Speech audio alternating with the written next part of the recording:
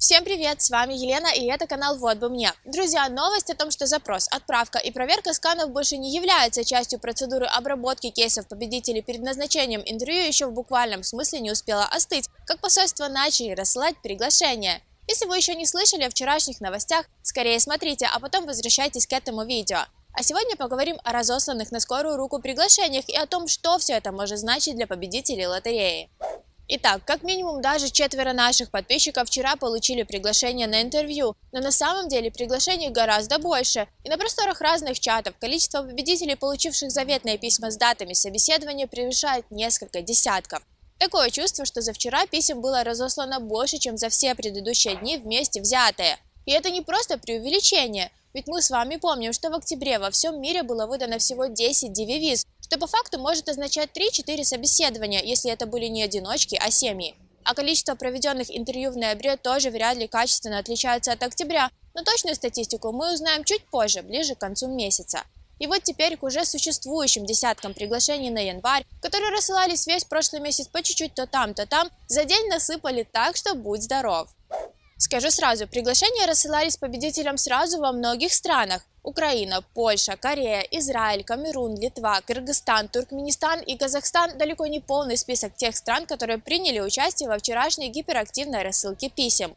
Все приглашения разбросаны на январь, и вполне возможно, что в ближайшие дни можно будет ожидать такую же активность. Но вот как долго она продлится, предугадать невозможно.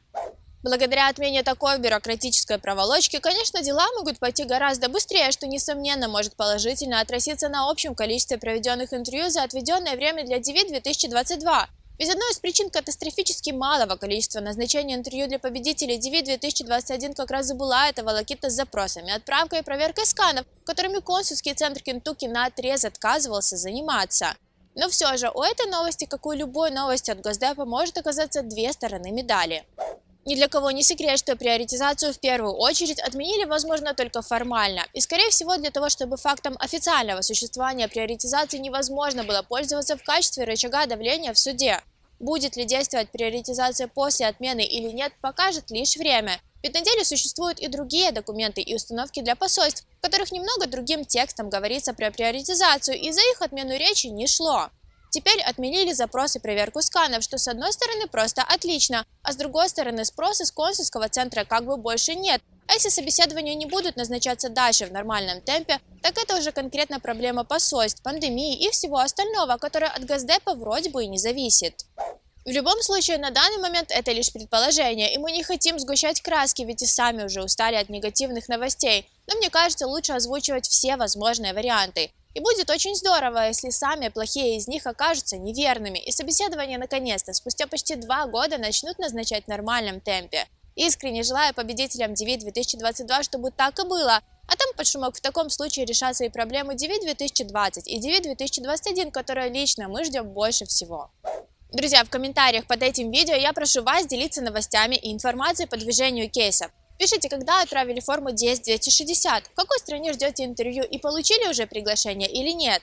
А если не получили, а потом получите, обязательно обновляйте информацию. Давайте оставаться на связи и делиться полезными и хорошими новостями вместе.